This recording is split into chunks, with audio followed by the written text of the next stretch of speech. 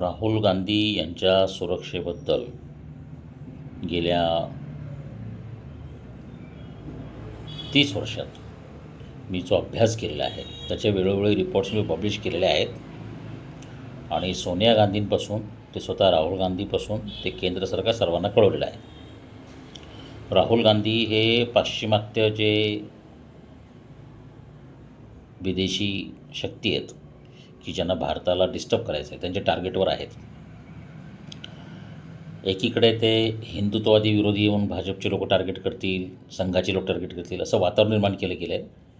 आणि दुसरीकडे राहुल गांधी स्वतःच्या वागण्यामुळे राहुल गांधीमध्ये एक सुसायडल टेंडन्सी आहे.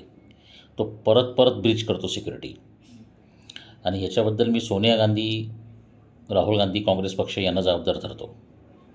कोणत्याही नेत्याची सुरक्षा व्यवस्था सरकारकडे असते आणि ज्या सिक्युरिटी एजन्सीकडे असते हे खरं आहे. परंतु राहुल गांधीचं एक टेंडन्सी आहे, त्याचा एक पॅटर्न आहे, तो परत परत सिक्युरिटी ब्रीच करतो.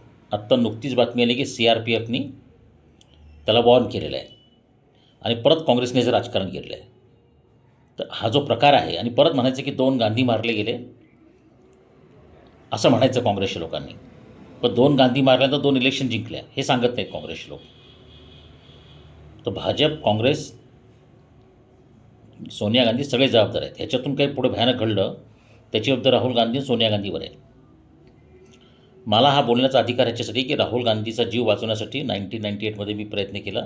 त्या सोनिया गांधीने माझं म्हणणं सिरियसली घेतलं, इंटेलिजन्स ब्युरोने सिरियसली घेतलं.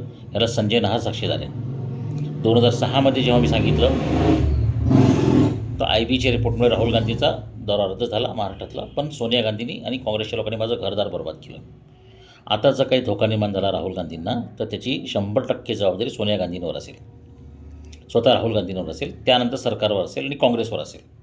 हे सगळ्या लोकांनी सावधगिरी बाळगली पाहिजे की अमेरिकेच्या टार्गेटवर, CIAच्या टार्गेटवर आहेत. आणि ह्याच्याबद्दल मी 2 वर्षापूर्वी अमेरिकन सरकारला, CIAला राहुल गांधीबद्दलचा फोरकास्ट रिपोर्ट मागितला होता. कारण राजीव गांधी आणि इंदिरा गांधींच्या मर्डरच्या अगोदर त्याचे फोरकास्ट रिपोर्ट CIAकडे तयार होते. त्याच्यामुळे ह्यामध्ये अमेरिकन गव्हर्नमेंट आणि CIAला पण पकडलं पाहिजे. आणि त्याच्यामध्ये राहुल गांधींच्याबद्दलचा फोरकास्ट रिपोर्ट CIAचा काय आहे ते भारत सरकारने CIAला मागितलं पाहिजे. ह्याच्यावर 6 GBचा माझा व्हिडिओ आहे. ही गोष्ट खूप गंभीर आहे, ह्याच्यावर डिबेट करून चालणार नाही. ह्याच्यावर जबाबदारी निश्चित करावी लागेल. कारण राहुल गांधीला एवढं आकलन नाही.